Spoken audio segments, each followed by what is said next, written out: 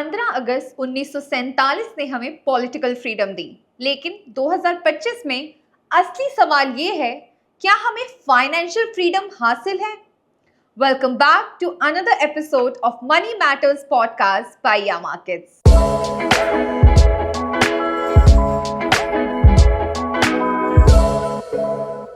और आज के इंडिया के इंडिपेंडेंस डे के मौके पर हम बात करने वाले हैं कि आज के ज़माने में एक इंडियन के लिए ट्रू फाइनेंशियल फ्रीडम का मतलब क्या होता है। और आज हमारे साथ दोबारा मौजूद है हमारे स्पेशल गेस्ट मिस्टर अनुज गुप्ता, एक फाइनेंशियल स्ट्रैटेजिस्ट जिन्होंने हजारों लोगों को स्मार्टर मनी चॉइसेस लेने में बहुत ही मदद की है। Sir, we welcome you back. And चलिए शुरू करते हैं एक ऐसे सवाल से जो अक्सर पूछा जाता है। सर, फाइनेंशियल फ्रीडम क्या है? ये सिर्फ एक पैसे कमाने का जरिया है या फिर इसको बस नाम दे दिया गया है कि अगर आपके पास फाइनेंशियल फ्रीडम है मतलब आपके पास बहुत पैसे हैं, तो आप इसे कैसे डिस्क्राइब करोगे? देखिए, सबसे पहले तो सभी व्यूअर्स को स्वतंत्रता दिवस की हार्दिक शुभकामनाएं। ये हमारा 79वां स्वतंत्रता दिवस है और ऐसे में हम जिस टॉपिक पे बात कर रहे हैं ये बहुत इंपॉर्टेंट है, फाइनेंशियल फ्रीडम। क्योंकि आज के टाइम में अगर आप देखेंगे तो फाइनेंशियल नॉलेज यूथ्स में बहुत कम है और कहीं ना कहीं लोग इस फाइनेंशियल नॉलेज को लेके आगे बढ़ने की कोशिश करते हैं, मगर पूरी नॉलेज ना होने की वजह से फाइनली पीछे हो जाते हैं। तो यहाँ हम जो डिस्कस कर रहे हैं फाइनेंशियल फ्रीडम, इसका मीनिंग ये नहीं है कि आपके पास बहुत सारा पैसा है। इसका मतलब ये कि आप अपने फाइनेंशियल डिसीजन, अपनी फाइनेंशियल पावर, अपने फाइनेंशियल सेविंग्स को आप बहुत तरीके से उसको अंजाम दे रहे हैं। मीन्स अगर आपके पास एक लिमिटेड मनी भी है, तब आप उस लिमिटेड मनी से किस तरीके से अपने खर्चे आप पूरे कर पा रहे हैं, आपकी जो ड्रीम्स हैं, आपके जो फाइनेंशियल गोल्स हैं, जो आपके फ्यूचर गोल्स हैं, उसको आप पूरे कर पा रहे हैं। और कहीं ना कहीं ऐसा नहीं है कि आप उधार पे लेके आप अपने फाइनेंशियल फ्रीडम को पूरा कर रहे हैं। जो आप इनकम कमा रहे हैं, जो आप सेविंग्स कर रहे हैं, उससे आप अपने फ्यूचर्स गोल्स को आप पूरा कर पा रहे हैं। तो फाइनेंशियल फ्रीडम का मतलब ये नहीं है कि आपके पास बहुत सारा पैसा है। इसका मीनिंग ये है कि आपके पास जो लिमिटेड रिसोर्सेज हैं उससे आप किस तरीके से अपनी दिनचर्या को यूज़ कर रहे हैं, अपने फाइनेंशियल जो आपके गोल्स हैं उसको आप पूरा कर रहे हैं और किस तरीके से उसको मैनेजमेंट कर रहे हैं। सर, फाइनेंशियल फ्रीडम की बातें तो हम बहुत ज़्यादा कर लेते हैं, लेकिन इंडिया जैसे देश में, जैसे जहाँ पे लोग एक एवरेज सैलरी में काम कर लेते हैं, तो उनके लिए पॉसिबल है कि वो फाइनेंशियल फ्रीडम इंजॉय कर पाए? आपका क्या कहना है इस पे?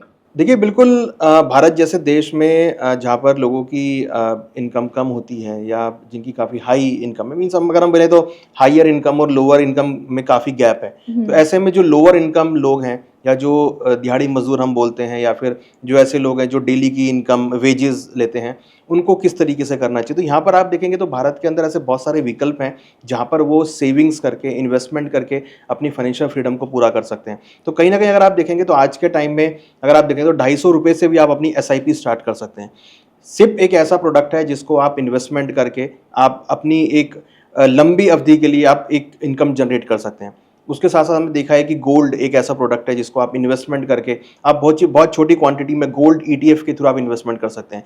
पहले लोगों को लगता था कि गोल्ड बहुत महंगा है, बट आज के टाइम में गोल्ड ETF, सिल्वर ETF, ऐसे ETFs आ गए हैं जिसमें आप अंदर 100 रुपये के अंडर में आप अपना इन्वेस्टमेंट कर सकते हैं। तो बहुत सारे प्रोडक्ट मार्केट में अवेलेबल हैं जो कि एक लोअर इनकम ग्रुप के लिए या जो बहुत कम अमाउंट आमदनी ले रहे हैं वो लोग भी फाइनेंशियल फ्रीडम ले सकते हैं। बहुत कम आमदनी के लोग भी इन्वेस्टमेंट कर सकते हैं और अपने फाइनेंशियल फ्रीडम, अपने फाइनेंशियल जो गोल्स हैं उनको आप पूरा कर सकते हैं। तो भारत जैसी कंट्री में मुझे नहीं लगता कि कोई ऐसा यहाँ पे प्रॉब्लम आना चाहिए। सिर्फ एक प्रॉब्लम क्या है कि यहाँ पे लोगों को फाइनेंशियल अवेयरनेस नहीं है। लोग फाइनेंशियल मार्केट या फाइनेंशियल लिटरेसी की तरफ जाना नहीं चाहते। तो मेरा ये मानना है कि अगर हम आज प्रण लें कि हमको फाइनेंशियल लिटरेसी की तरफ जाना है, हमको फाइनेंस के बारे में भी पढ़ना है, अपनी सेविंग्स के बारे में भी पढ़ना है, इन्वेस्टमेंट के बारे में पढ़ना है, तो कहीं ना कहीं वो एक ऐसे प्रोडक्ट के पास जाएंगे, ऐसे प्रोडक्ट में इन्वेस्टमेंट करेंगे जहां पर उनको पावर ऑफ कंपाउंडिंग के थ्रू वो एक अच्छा अमाउंट गेट कर सकते हैं। आज के टाइम में अगर आप देखेंगे तो एक आदमी को क्या पता होता है सिर्फ FD करा लो या बैंक में पैसा रख लो, बट आज के टाइम में अगर आप देखेंगे तो जो इन्वेस्टर्स हैं, जो ट्रेडिंग कर रहे हैं या जो इन्वेस्टमेंट कर रहे हैं, वो सबको तो पता है प्रोडक्ट के बारे में, बट जो वेजेस के लोग हैं या जो कम पढ़े लिखे लोग हैं या जिनके पास कम सैलरी है, तो उनको भी नहीं पता है। तो हमें लगता है कि फाइनेंशियल फ्रीडम के प्रोग्राम के थ्रू हम ये कहना चाहेंगे कि जितने भी लोग हैं, अगर वो कम सैलरी भी कमा रहे हैं, तो ऐसे बहुत सारे ऑप्शंस अवेलेबल हैं जहां पर आप अपनी सेविंग कर सकते हो, इन्वेस्टमेंट कर सकते हो और एक लंबी अवधि में आप एक अच्छा अमाउंट ले सकते हो। जैसे कि अगर हम SIP की हमने बात करी, आप गोल्ड ETF में पैसा लगा सकते हो, आप SIP में पैसा लगा सकते हो, आप म्यूचुअल फंड में पैसा लगा सकते हो, आप लाइफ इंश्योरेंस पॉलिसी ले सकते हो, आप टर्म प्लान ले सकते हो, आप बैंक के अंदर एफडी आप डाल सकते हो, आप आरडी कर सकते हो, आप सिस्टमेटिक विड्रॉल प्लान को यूज कर सकते हो। ऐसे बहुत सारे प्लान हैं जिसके थ्रू आप अपनी जो जो आपकी जर्नी है या जो आपकी इन्वेस्टमेंट जर्नी है उसको आप स्टार्ट कर सकते हो। और जहां मैं बात कर रहा हूं इन्वेस्टमेंट या सेविंग की, तो इसका मतलब ये नहीं कि बहुत छोटी अवधि के लिए, ये एटलीस्ट आप उसको 5 से 10 साल कम से कम रखें, क्योंकि यहाँ पर पावर ऑफ कंपाउंडिंग यूज होता है। और पावर ऑफ कंपाउंडिंग हम सब जानते हैं, चक्रवृद्धि ब्याज, जहां पर आपको जो आपकी रिटर्न्स है वो मल्टीफोल्ड हो जाती हैं। तो हमको पहले एक फाइनेंशियल गोल सेट करना है और उसके बाद हमको इन्वेस्टमेंट करना है, सेविंग करना है, ऐसे प्लान में करना है जहां पर आप एक लोअर अमाउंट से स्टार्ट कर सकते हो। जैसे मैंने आपको बताया कि एसआईपी आप 250 रुपये से भी स्टार्ट कर सकते हो, गोल्ड आप 100 रुपये से भी इन्वेस्टमेंट स्टार्ट कर सकते हो। तो ऐसे प्रोडक्ट को चुने जो कि आपकी आमदनी के अकॉर्डिंग हो और एक लंबी अवधि के लिए उसको टाइम दें। तो ज़्यादातर लोग कहते हैं कि इन्वेस्टमेंट जो है वो फाइनेंशियल फ्रीडम की पहली सीढ़ी है। तो ये सिर्फ इन्वेस्टमेंट तक ही सीमित है या फिर और भी चीज़ें हैं जो मतलब अडेप्ट करके लोग फाइनेंशियल फ्रीडम पा सकते हैं? देखिए, मैं ये कहता हूँ कि फाइनेंशियल फ्रीडम खाली इन्वेस्टमेंट से स्टार्ट नहीं है, पहले आपको अवेयर होना पड़ेगा। फाइनेंशियल फ्रीडम स्टार्ट होती है जब हम फाइनेंशियल मार्केट के बारे में अवेयर होना स्टार्ट करते हैं। हम ये देखते हैं कि पहले हम कितना पैसा कमा रहे हैं और उसको हम कहाँ पे इन्वेस्टमेंट करें, कहाँ पे सेविंग करें। तो फाइनेंशियल फ्रीडम का पहला स्टेप स्टार्ट होता है अवेयरनेस से, कि हमको कितनी अवेयरनेस है मार्केट में, क्या क्या प्रोडक्ट मार्केट में अवेलेबल हैं, कहाँ पर हम इन्वेस्टमेंट कर सकते हैं, क्या मेरी एक्चुअल ज़रूरत है। कई बार लोग क्या होता है कि जल्दबाजी में इंश्योरेंस ले लेते हैं जबकि उनको रिक्वायरमेंट नहीं होती, ऑलरेडी वो पैक्ड होते हैं। तो यहाँ पर हमको ये देखना है कि मेरी क्या रिक्वायरमेंट है और मेरे क्या फाइनेंशियल गोल्स हैं। तो मेरे को ये भी देखना है, मान लीजिए किसी की रिक्वायरमेंट है कि उसको 18 साल के बाद बेटी की शादी करनी है, 20 साल के बाद उसको शादी करनी है, या उसको एक लग्जरी हाउस परचेज करना है, या उसको गाड़ी परचेज करनी है, या उसको फॉरेन ट्रिप करना है, या उसको बच्चों की हायर स्टडीज़ के लिए फंड चाहिए। तो उसको पहले ये आइडेंटिफाई करना है कि उसके फाइनेंशियल गोल्स क्या हैं। फाइनेंशियल गोल्स तभी होंगे जब उसको अवेयरनेस होगी। तो पहले उसको अवेयर होना बहुत ज़रूरी है, उसको ये देखना ज़रूरी है कि वो कहाँ पे पैसा इन्वेस्टमेंट करे और मार्केट में ऐसे कौन से प्रोडक्ट अवेलेबल है जहाँ पर वो इन्वेस्टमेंट करके अपने फाइनेंशियल गोल को अचीव कर सकता है। जब वो ये सब डिसाइड कर ले कि उसके पास कितना पैसा है और वो किस किस रेशो में कहाँ पे इन्वेस्टमेंट कर सकता है, तब उसको इन्वेस्टमेंट करना चाहिए, तब उसको सेविंग करना चाहिए उन प्रोडक्ट्स के अंदर में। और फाइनली उसको ये देखना है कि जब उसको मैच्योरिटी मिले तो एक्चुअल में उसका कहाँ वो यूसेज कर रहा है। तो फाइनेंशियल फ्रीडम खाली इन्वेस्टमेंट करना नहीं है, अवेयरनेस होना भी बहुत ज़रूरी है। सर अभी ना बात करते हैं एक ऐसी चीज़ की जो लोग बहुत चुपचाप करते हैं, मतलब कि किसी के नज़र में ना आए। तो लोग ना अक्सर ईएमआई पे आईफोन, गैजेट्स, है ना, बाइक्स एंड ऑल ले लेते हैं। तो फिर उसमें क्या होता है कि लोगों को लगता है कि मतलब अब तो मैं लोगों को लेवल पे मैच कर पा रहा हूँ, लेकिन ये एक फाइनेंशियल फ्रीडम है या फिर ये एक ट्रैप है?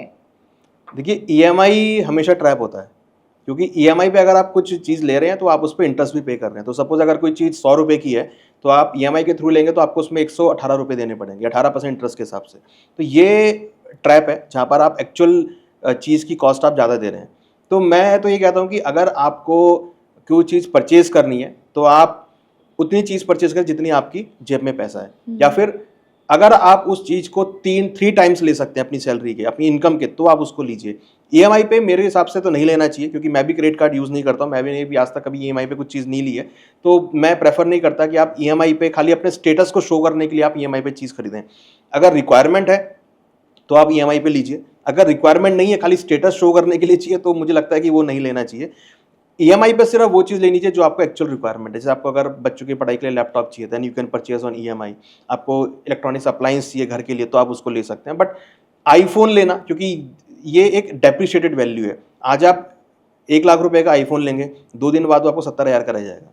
तो एक्चुअल आपने यूसेज कितना किया और उसकी वैल्यू जो गिरी वो बहुत फास्ट गिरती है। तो यहाँ पर आपको ये डिसाइड करना है कि आप ईएमआई पे क्या ले रहे हैं और ईएमआई पे उसकी वैल्यू क्या रह जाएगी बाद में। जब आप एक 118 रुपये का आप सामान ले रहे हैं, पता लगा 2 दिन बाद उसकी वैल्यू सिर्फ 70 रुपये रह गई, तो यू लूज ऑलमोस्ट 50%। तो उसका कोई बेनिफिट नहीं है। तो ईएमआई इज़ अ ट्रैप, और ईएमआई पे मुझे लगता है कि जनरली लोग ईएमआई को फॉलो करते हैं, बट मुझे लगता है कि ईएमआई पे आप तभी उतनी चीज़ आप लें, आपको या तो रिक्वायरमेंट हो या फिर आप अपनी इनकम से उसको 3 टाइम्स ले सकते हैं। ओके, तो बेसिकली जो लोग भी ईएमआई पे ले रहे हैं तो वो लोग एक ट्रैप में फंस रहे हैं, लेकिन वो लोग अपनी फाइनेंशियल फ्रीडम की तरफ फोकस नहीं कर रहे हैं। देखिए, बिल्कुल ईएमआई पे लेना is not a financial freedom, ये एक ट्रैप है। और मैं तो ये कहता हूँ कि अगर आप सपोज आपने किसी ने आईफोन लिया, हाँ। तो उतनी वैल्यू का अगर मैं बोलता हूँ कि आप उतनी वैल्यू का आप गोल्ड भी ले लीजिए। हाँ। तो जब आप उसको 1 साल या 2 साल बाद इवेल्युएट करेंगे तो आप देखेंगे कि आपकी आईफोन की वैल्यू गिर गई है, और बट गोल्ड की वैल्यू अगर नहीं भी बढ़ी बट वो स्टेबल रहेगी। हाँ। तो कहीं ना कहीं दैट इज कि आप एक ट्रैप में फंस रहे हैं। आपको अगर ईएमआई पे लेना है, आपको अगर तो आप यू कैन परचेज गोल्ड, कि गोल्ड के परचेज भी भाव बढ़ेंगे तो आपको उसका बेनिफिट मिलेगा। हाँ। जो चीज का भाव गिर रहा है आप उसको खाली यूज कर रहे हैं खाली स्टेटस के लिए, तो वो तो डेप्रिशिएटिव वैल्यू है। आप ऐसी चीज खरीदें जिसका प्राइस बढ़ेगा और आपको अगर आप उसको अच्छी तरह यूज भी कर पाए, जैसे अगर मान लीजिए कोई गाड़ी ले रहा है ईएमआई पे, उसको भी यूज भी कर रहा है। मान लीजिए जैसे हम देखते हैं कई ट्रेवल्स वाले गाड़ी परचेज कर लेते हैं ईएमआई पे, बट उसको यूज भी करते हैं, उससे इनकम जनरेट भी करते हैं। तो अल्टीमेट अगर ईएमआई का बोझ आ भी रहा है तो उससे इनकम जनरेट करके वो वाइप आउट कर लेते हैं। तो ऐसा आप एसेट खरीदें जिससे आप फुल यूसेज कर पा रहे हो और खाली स्टेटस के लिए नहीं है, तो आप एक अच्छा ईएमआई जो है प्लान बना सकते हैं। तो ईएमआई के लिए बहुत अच्छे से प्लान बनते हैं। ऐसा नहीं है कि आपने ईएमआई ले ली, ईएमआई बनाने के लिए बहुत सारे प्लान्स होते हैं कि आप क्या चीज़ परचेस कर रहे हैं, कितनी ईएमआई है, कितने टाइम के लिए ईएमआई आप ले रहे हैं, आपकी इनकम कितनी है, आपको लग रहा है कि आपकी फ्यूचर में इनकम बढ़ेगी, then you can choose EMI. So school ने हमें फॉर्मल एजुकेशन सिखाई लेकिन फाइनेंशियल लिटरेसी नहीं सिखाई। तो आपके हिसाब से पोस्ट कोविड जितने एक्सपेंसेस राइज हो रहे हैं आज के ज़माने में, तो उस हिसाब से आपको क्या लगता है फॉर्मल एजुकेशन ज़्यादा इंपॉर्टेंट है या फाइनेंशियल लिटरेसी? देखिए फॉर्मल एजुकेशन बहुत इंपॉर्टेंट है, वो हमको जमा घटा गुणा भाग करना सिखाता है, जो कि फाइनेंशियल मार्केट का बेसिक थंब रूल है, राइट। फाइनेंशियल लिटरेसी डेफिनेटली इस रिक्वायरमेंट, और ये हम देख रहे हैं कि अब आफ्टर कोविड बहुत सारे कोर्सेज में स्कूल लेवल पर स्टार्ट हो गई है। पहले नहीं थी, मैं ये मानता हूँ कि पहले नहीं थी, हमें भी नहीं पता था कि जब हम 12th पास हमने की थी कि ऑप्शन ट्रेडिंग क्या होती है, गोल्ड में इन्वेस्टमेंट कैसे करते हैं, शेयर मार्केट क्या होती है।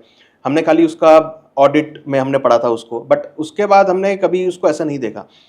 तो कहीं ना कहीं मुझे लगता है कि अब जो कोर्सेज हैं उसके अंदर फाइनेंशियल नॉलेज आना बहुत ज़रूरी है।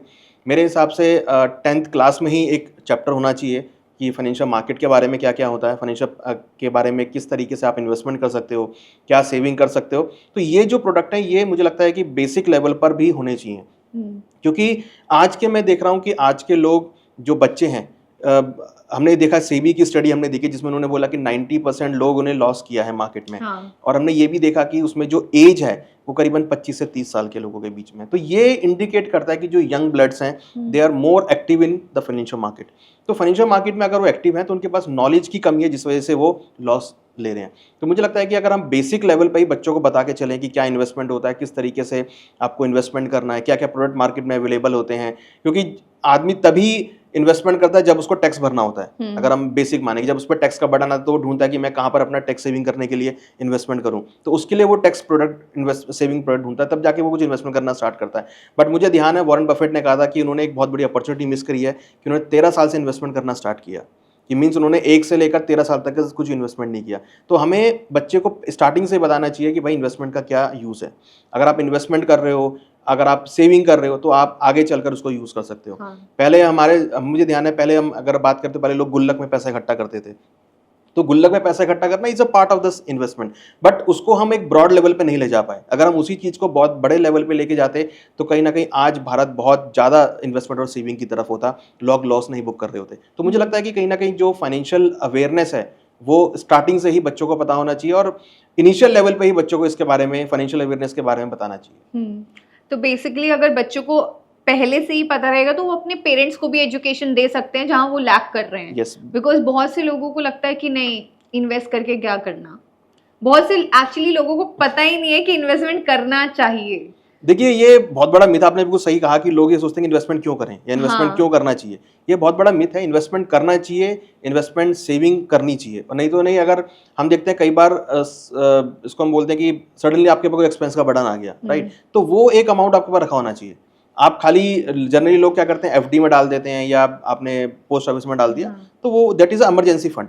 बट आप अपनी जो सेविंग है, जो इन्वेस्टमेंट है, वो किस तरीके से इंक्रीज करेंगे वो यहाँ पर करना चाहिए। कि उनको पता होना चाहिए कि किस प्रोडक्ट में आप पैसा लगा रहे हो, आपको कितना रिटर्न मिल रहा है, किस तरीके से आप अपनी वेल्थ को इंक्रीज कर सकते हो, अपनी इन्वेस्टमेंट को इंक्रीज कर सकते हो। तो ये सब चीज़ें जो है लोगों को पता होना चाहिए, बच्चों को पता होना चाहिए, पेरेंट्स को पता होना चाहिए। और मेरे ख्याल से इसके लिए सरकार बहुत अच्छे काम भी कर रही है, और कहीं ना कहीं हम देख रहे हैं कि जो फाइनेंशियल अवेयरनेस है धीरे धीरे वो लोगों तक पहुंच रही है। सर एक पर्सनल क्वेश्चन है कि अगर आप अपने 18 साल की उम्र से अगर दोबारा मिलो या दोबारा उसे कोई लेसन समझाना चाहो फाइनेंशियल फ्रीडम के ऊपर, तो वो क्या लेसन होगा? देखिए लेसन ये होगा कि मैंने भी इन्वेस्टमेंट सेविंग लेट करना स्टार्ट किया। अगर मैंने 18 साल से इन्वेस्टमेंट सेविंग करना स्टार्ट किया तो आज डिफरेंट लेवल पे होता। तो इन्वेस्टमेंट और सेविंग करना बहुत ज़रूरी है। जितना जल्दी समझ में आ जाए लोगों को उतना बहुत ज़रूरी है। चाहे आप 100 रुपये सेविंग करना स्टार्ट करें, बट आप ज़रूर कीजिए, क्योंकि इन्वेस्टमेंट सेविंग करने से अगर आप सही प्रोडक्ट में पैसा लगा रहे हैं, अगर आप सही प्रोडक्ट में जा रहे हैं, तो कहीं ना कहीं आपको अच्छे रिटर्न्स मिलते हैं। तो वेल्थ क्रिएट करना अगर आप पहले दिन से ही सीख जाएंगे तो डेफिनेटली आप उस लेवल पे पहुंच जाएंगे जहां पर आप अर्ली रिटायरमेंट ले सकते हैं, जहां पर आप अपना वेंचर अगर आप ओपन करना चाहें, स्टार्टअप ओपन करना चाहें, वो आप चालू कर सकते हैं। अर्ली रिटायरमेंट जो कि लोगों का सपना होता है कि मैं 60 में नहीं, मैं 40 साल में ही रिटायरमेंट हो जाऊं, वो आप कर सकते हैं। आपके फाइनेंशियल गोल्स आप पूरे कर सकते हैं। आपको फॉरेन ट्रिप जाना है, आपको बड़ा घर लेना है, आपको बच्चों को हायर स्टडीज देनी है, आपको एक लेविश रूम चाहिए, घर चाहिए, वो भी आप ले सकते हैं। तो मेन ऑब्जेक्ट क्या है कि फाइनेंशियल गोल्स मेरे पूरे होने चाहिए, और कहीं ना कहीं अगर मैं पहले से इन्वेस्टमेंट सेविंग कर रहा होता तो शायद मैं अर्ली रिटायरमेंट ले लेता। ओके सर, एक बार फिर से हमें ज्वाइन Thank करने you. के लिए धन्यवाद। और सभी लिसनर्स के लिए फाइनेंशियल फ्रीडम सिर्फ पैसा, स्टॉक्स या बैंक बैलेंस का नाम नहीं है। ये है अपनी मर्जी से जिंदगी जीने का पावर। जैसे हमारे देश ने 78 साल पहले अपना रास्ता चुना था। अगर इस एपिसोड ने आपको पैसे के बारे में थोड़ा अलग सोचने पे मजबूर किया है तो लाइक, शेयर और सब्सक्राइब करना ना भूले। जय हिंद, जय भारत।